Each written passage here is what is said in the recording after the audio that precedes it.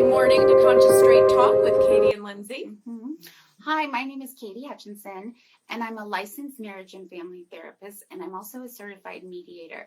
And I just want to do a big shout out to, we had another bunch of mass shootings. I think at least 3. Definitely one in Tennessee, one in Philadelphia, and there was someplace else. And I just want to send love and support to the people that were lost, and prayers to the people that were lost, the families that are dealing with this, the friends that are dealing with this, the law enforcement, all the people that saw this. I'm just so sorry, and I'm so sorry this is happening continuously. There was also a graduation party it happened at. So it's happening everywhere, and we need to start to talk about it. We need to keep talking about it. So anyways, a shout out to all those people. And I'm Lindsey Kearns. I'm the mama behind MalibuMamaLoves.com, and I'm also a certified conscious trauma-informed life coach. Right. Sexual addiction has the power to negatively impact a person, physical and mentally, their relationships, their quality of life, and even their safety. Right. So sexual addiction is a compulsive need to get a fix in order to meet that strong desire for sex, the impulse for sexual acts. It's almost like an alcoholic. It's for sure like an alcoholic, should I say, that gets a fix from a drink. Exactly. Yeah, we all know, like, when they're withdrawing, or the alcoholic that's like, just give me a drink. Right, just need one drink. Well, and the sexual addict is the same way. And this is not somebody that loves sex and wants to have sex every day. This is somebody that is negatively impacted, just like Lindsey said, in their daily activities because of this sexual addiction. Yeah. Yep. About 12 to 30 million people are considered to be sex addicts in the United States. That's a lot of people. It is, and it's a lot. A lot of people it's underreported, should I say, because there is a stigma attached to it. Part of the issue is the DSM, which is the Diagnostic Statistical Manual that I've discussed many a times, which is what us therapists and psychologists and whoever else use in order to diagnose people, psychiatrists, have taken sexual addiction out of the DSM. Now, you can still say sexual issues unspecified. You can still say that, but did they classify it under something else? Well, that's what I'm saying. That's where you say sexual issues unspecified is how you would say it. And so it's really disturbing because I've worked with a lot of people with sexual addiction. It is real. It's a compulsion. It is 100% real. So it's annoying to me that they've taken it out of the DSM, to be honest. And it creates, there's already a stigma. So actually it takes the stigma away. And I think that people experience a lot of shame. They do. And that's what makes them, a lot of secrecy around it. A lot of secrecy around it. So these people can often seek out multiple sex partners. Yep. They experience, like I said before, this compulsive need to masturbate, to watch porn obsessively, or a need to be in sexually stimulating situations. That could be orgies, that could be watching other people have sex. I mean, it just goes on and on. Yep. And it takes many different forms. It does. When you say sex addiction, it doesn't just mean, it's somebody that, goes to prostitutes and thinks about sex all the time, right? It does take many different forms. It can be, you can have a very severe sex addiction that will start to affect your libido and your ability to connect with a human with just masturbating to porn and watching porn all the time, or even just masturbating on your own without any visual stimulation. No, because you do that so much that you're not interested in having regular sex. Well, and then their lives, a lot of these people, they actually start to alter their lives and activities in order to hide these things or to just relieve their impulses that they're unable to control. That's what it's about, is relieving the impulses. Just like a sociopath. Just like an alcoholic. Who has to kill people. I was saying sociopath. Yeah. But even despite severe negative consequences that happen to them, and that's why I think that's why this is an addiction, this is a problem. Bad things will happen to them. They'll still want to go more. They have to. Just like an alcoholic who gets a DUI or gets a divorce, etc. So some of the symptoms with sexual addiction are chronic obsessive thoughts and fantasies about sex. And I think you have them to the point where, like, you're not able to complete your work during the day, or you miss picking up your kids, or you are falling out of your responsibilities because you're so addicted to sex. Yep. Compulsive relationships with multiple partners, including strangers. Mm-hmm. Lying to cover their behaviors. Yeah. And that's a big one. I feel like pathological lying goes hand in hand with it. It can. But it's because there's ashamed. Stigma and there's so ashamed.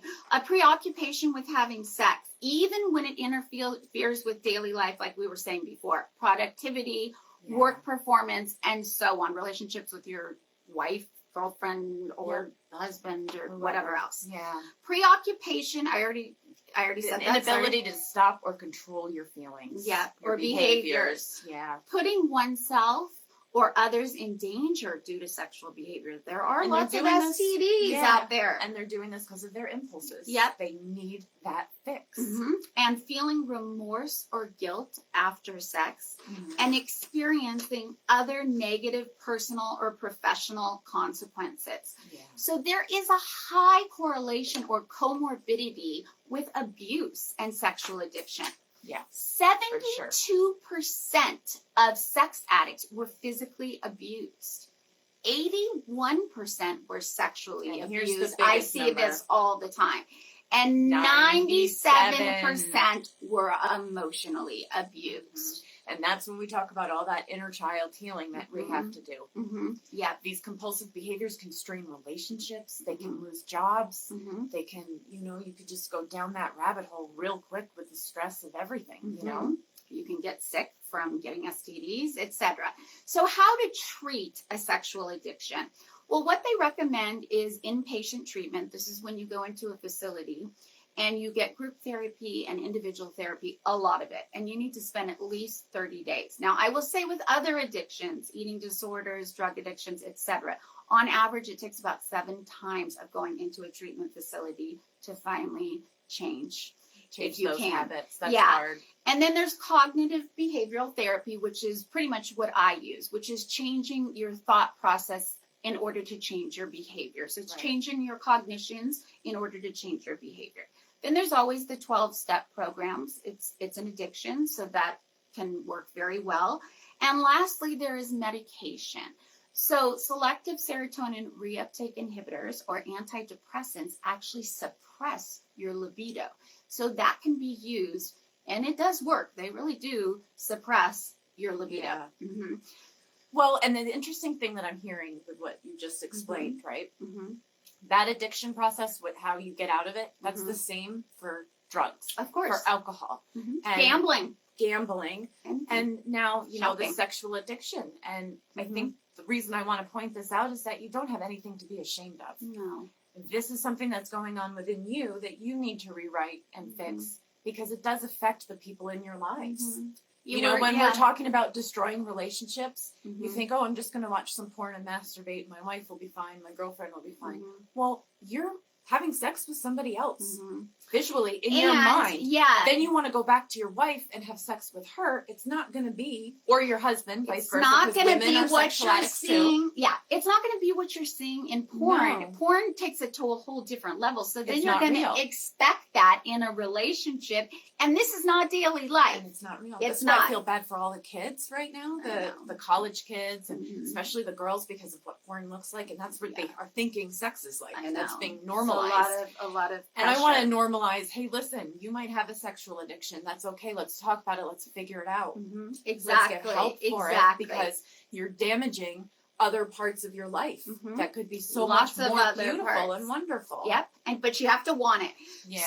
So this is what you're going to do in order if you really want to get help. You need to research sexual addiction. Yeah. You really need to look inside of yourself and be self-reflective and say, do I really have a problem? Do you know what the criteria is to meet for well, sexual being that addiction? they took it out of the DSM, it's challenging. But you can look online, and we gave many of the characteristics. So if you match with a number of those characteristics, I would say 4 or more, then I would start to, it says, talk to a doctor. Personally, I would get a therapist that specializes in sexual addiction. And there's lots of them. There are. There are lots of them everywhere. Yeah. And, it's important to remember that I just want to point out, because we've had this show, yep. I like sex, but it's it's important to remember that these people are They have over and yes. above liking sex. It's all they can think about during the day. Right. And it's impulsive and compulsive. So we're not talking about the person that's, excited your husband or wife or girlfriend, boyfriend or partner, whatever, is coming home that night. We're going to have a really randy night. This is great. Right. We're not talking about you. We're talking about you wake up in the morning, it's the first thing on your head. You have to go and watch some porn or find a prostitute or masturbate or do whatever it is that your issue is. And it's normal. It is normal to enjoy sex. So we don't want to take that away. Just what you said, it's just different. The compulsions are so strong. It's when it's damaging your other life. It's when I have to stay here and have sex. I can't get to work right now. It infiltrates your other life. I have to stay here and have sex. I can't go and meet my wife for dinner. That's true. Or my husband for dinner. When things like that start happening, there's an issue. Danger zone. So there are resources. There's one called Sex and Love Addicts Anonymous, another called the Society for the Advancement of Sexual Health, and last, Relativity at Elements Behavioral Health. And we're going to post these so that you guys can have these in case you do have an addiction. Don't feel ashamed. Get help. Okay? Simple as that. Yep. Get some help. Talk about it. You can figure your way out We all of it. have our stuff. So anyways, on Wednesday, wonderful Monday. We're going to talk about the opposite of this and what happens when you're in love with someone with a sex addiction and how we handle that. I like it. All right, you guys have a great Monday, and we will see you on Wednesday. Bye.